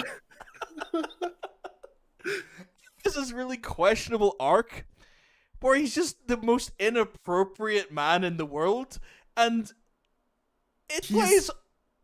Sorry, go ahead. He plays like this really like offensive, over the top gay stereotype, right? Yeah. But as it turns out, in the last scene of the movie, his fiance comes into the locker room, and it's this model woman. Yeah. And the joke is like everyone is stunned when she walks in, and he says she's his fiance. That's the joke. And this is after a match in which he has with one of the other guys. I don't think I caught his name too well. Sorry, what? Top Powers, the Christian guy. Oh yeah, Top Powers. And this is like after a really questionable amount of spots where he is just a bit too happy to be in compromised positions. And there's one part where he's between his legs and he calls it hot, and then there's one part where he's in an abdominal stretch and he's thrusting into him and he's calling it hot. And this is when Todd Powers like submits, and Marco Payne on commentary even says, "I think nobody has ever submitted to an abdominal stretch." So that was incredible, and like every time a match ends, we have the wonderful line which makes no sense at all. Call your grandma, baby. This list is over. And the other announcer finally asks him after the last show, "What does this even mean?" This is so blunt. Like, what do you mean? It just means it's over. It's done. Like so matter of factly. Well, back to Casa Supernova. I give them the benefit of the doubt, and say it's actually brilliant how they did write him, because like I said, it appears to be a really offensive, stereotypical gay character. And this is what the audience reads. Mm-hmm. And then we learn he's not gay. This no gay man would act like this, right? It's a reason why this like this super offensive stereotype, because no gay man acts this way. Only a straight man could be stupid enough to act that way. But you know what? There is some speculation drawn into the end of the movie. Now, remember when you remember Randy breaks down where everyone went after a while? They do say that he and someone else, I can't remember which one of the wrestlers, end up tagging together in a different division with his wife. And then they do say that, oh yeah, apparently they're getting involved in some sort of angle that's a four-way. And so they do still kind of allude to maybe he was bisexual. They kind of leave it on an open door there. Open door. Okay. Who else do we have got there? I think beyond that, there we have. I think that's everyone. The Blue Avenger, which was the rookie. So we have that moment where the rookie has to take on the garb of the Blue Avenger because he's in a match with Al. After Al has finally came back from his 2-week bender and is like, I'll do a match with you, sure. And Al comes out to the crowd. He's the hometown hero. He's the veteran everybody loves, and he comes out in his really, really messy jumpsuit, beer in one hand, cigarette in the other, and everybody loves him. And before the match, he says to the rookie, "Okay, you can have 2 spots," and then when finally the time comes for the rookie to deliver his 1 spot, the back body drop. L Thompson just sandbags him and kicks him. And his daughter comes in the ring to break up the fight. It's really, really touching moment. Really touching moment until he lets his daughter out of the ring, and you think he's letting the Blue Avenger out as well, courteously. But no, Al decides to grab the rope and just crotch him right there, just at the ring. You know what I love about this? This is an actual wrestling storyline. Like you could see this exact storyline in WWE. But in the world of this movie, this is actually happening. This is not a planned storyline. This is real life. I kind of love that. That there's a wonderful just dichotomy there with that. I'm just like, wow. Now you said it like that, I'm kind of like, god damn it. I think one of the other. Sorry, go ahead. Todd Powers, the Christian guy. Yes, Todd Powers, the Christian guy. His gimmick is like he can't swear. Yes, and he was actually quite over with the church crowd. Yeah. Unlike our friend who's the hardcore MacGuffin.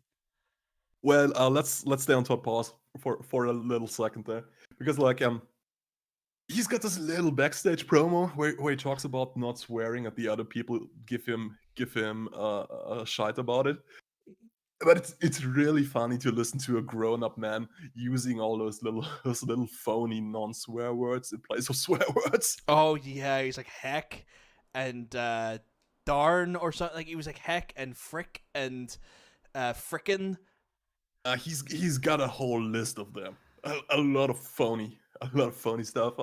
Real funny shit. Real funny stuff. And yeah, like you said, they wrestle in a church. Well, not a church itself. Like, what was it? I think it was actually a church, because like where the commentary desk is where like the that's the altar. It's literally the altar of the church. Yeah. So their second to last show is in this church building, and the head priest of the church is enraged why they even are there. He doesn't like wrestling at all. He tells them all to keep it clean. And this leads us to our next friend, Mr. Lucky. Lucky, who's a hardcore heathen in the whole lot, and this boy just blades for the hell of it. Every match he's ever done, he just blades, and it was to a point where Steve Justice and Randy Tyler at one point talking about him backstage say, is he just a hemophiliac or something? Like, what is going on here? And Steve Justice says he's only got 2 moves. He does chops and he blades.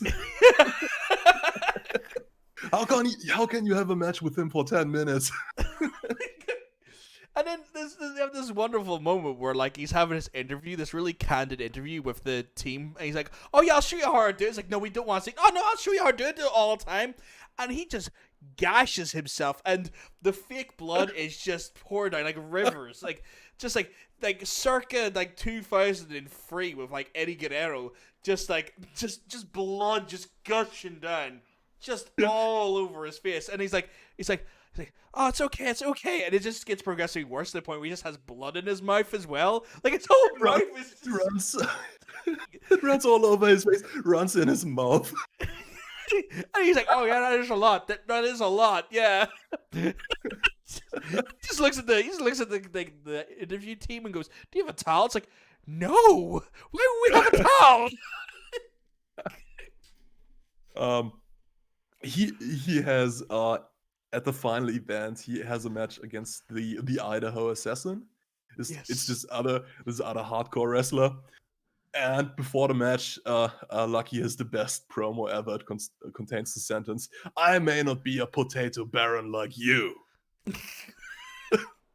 I just love that sentence. It's like, where did that even come from? And then he plays on like the whole like Austin 316 angle. As well, like he's really pulling at like some really good references there. There is a moment though. Sorry, go ahead. I mean the whole potato baron thing. I think that's the gimmick of the Idaho Assassin, because he's got like the farmers. What do you call it in English? Dungarees or overalls, maybe. Yeah, those jeans overalls. Yeah. Yeah, dungarees. Yeah. That might be a British word.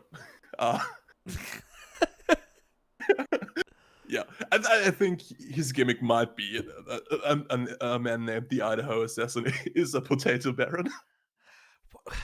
And you know what? It's like it's shades of CZW all over it, isn't it? Yeah, It's just CZW. Like I feel like that's a reference. I feel like this is one of like the well placed references about real life wrestling. Like for example, the show is WWE. Clearly, it's the show. You know, that's a CCW reference. This indie, the bloody TCICWF is like clearly an homage in a tongue in cheek way to the NWA. Like there's just a lot of little like what I really liked about this movie is just those little references in a way that just if you're a wrestling fan you'll get them. Uh, definitely. and then there was one other thing that stood out to me. There's a moment where the commentator, I can't remember who's the long haired guy that Al's playing again. Commentator was his name Marco again. Payne. Yes, Marco Payne. He has this moment where he's in the locker room and they're complaining about who's gonna finish and who's gonna win and who's going over and whatnot. And he has this whole moment where he freaks out and he goes, he's been the champ 26 times. You know what that means? What? He's lost 26 times. And like it really kind of puts it into focus. It's like, yeah, maybe you should just get over yourself. This is predetermined. Like you have to lose sometimes.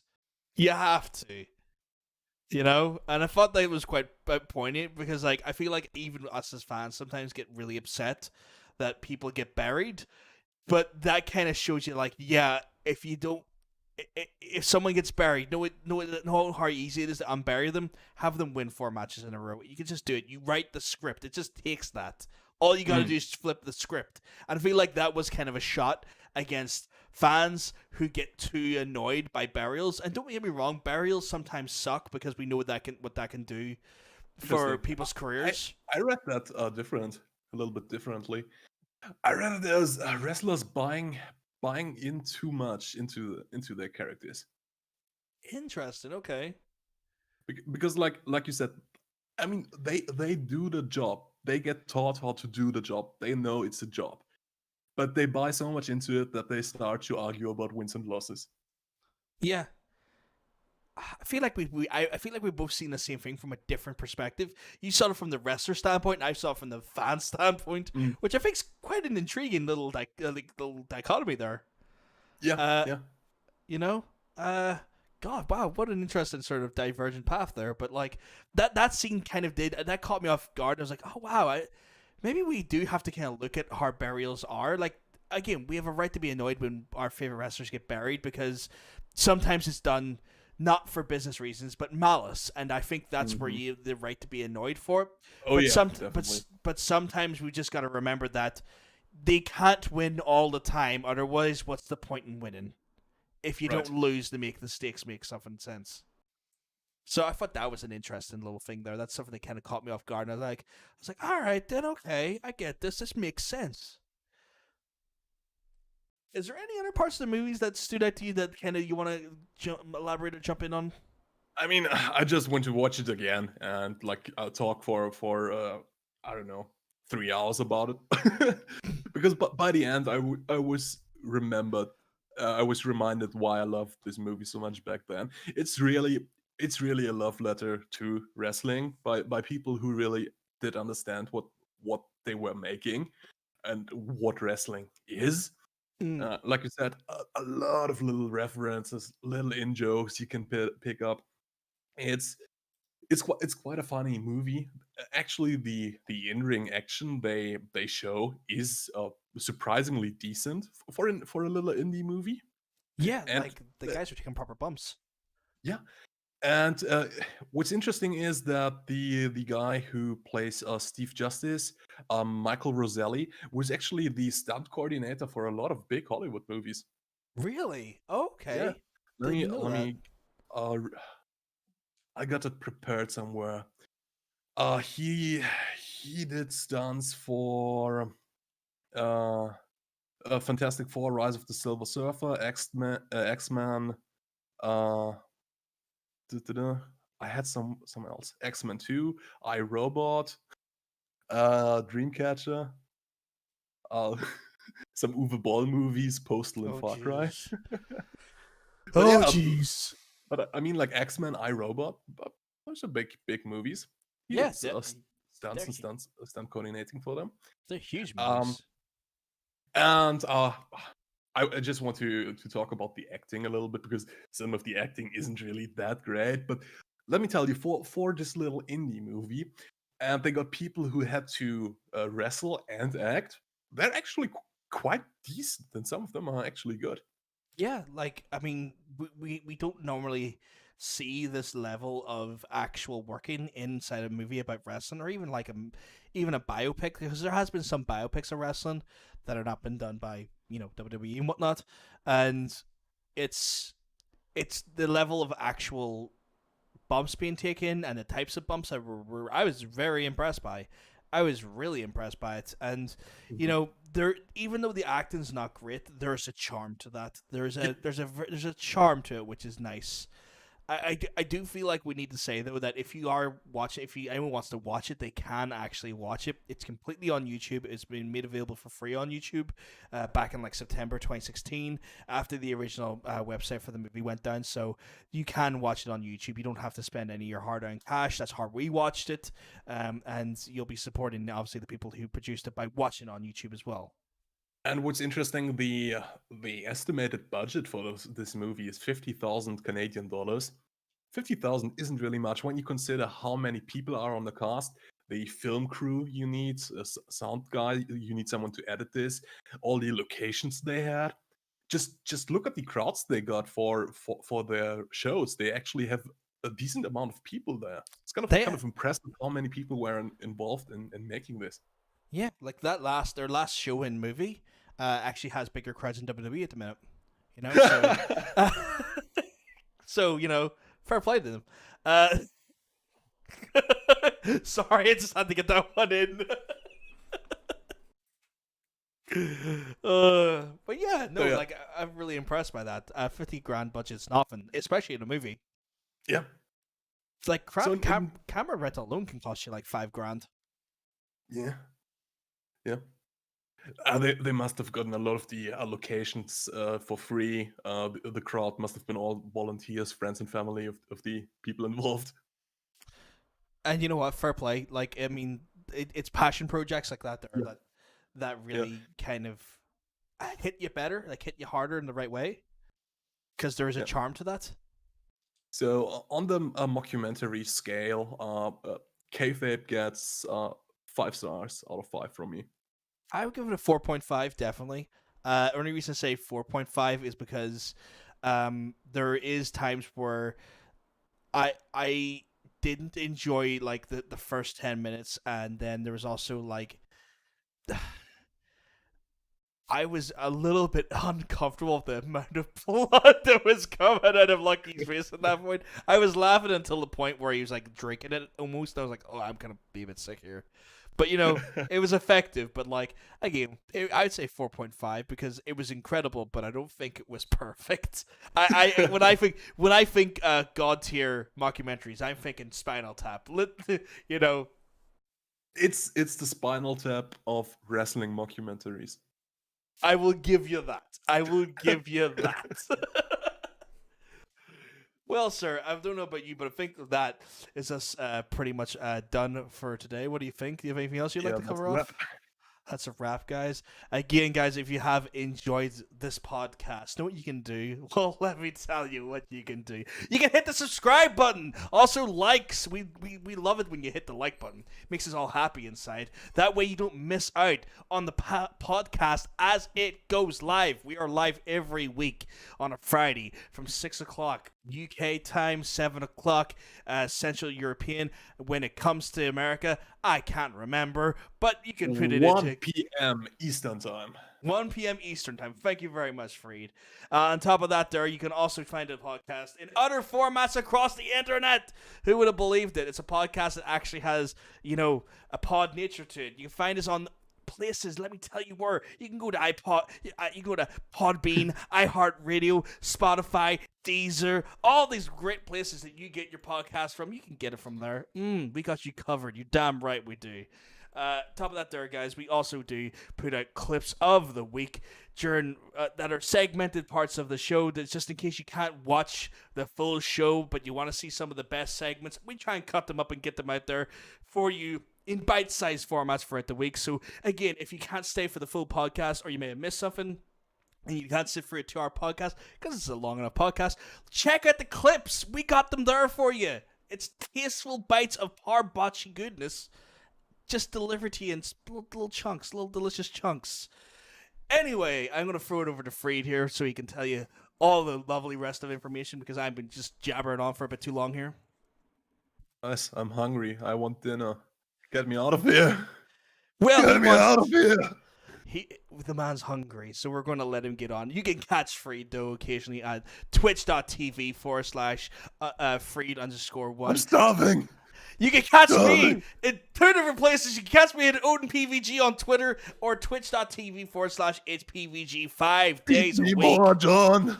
Feed me more. I have to get this man off. He needs his feed. He's trying to get his athletic girth going, guys. But we love you dearly, and we will see you next week. Have a good one. Peace. Peace.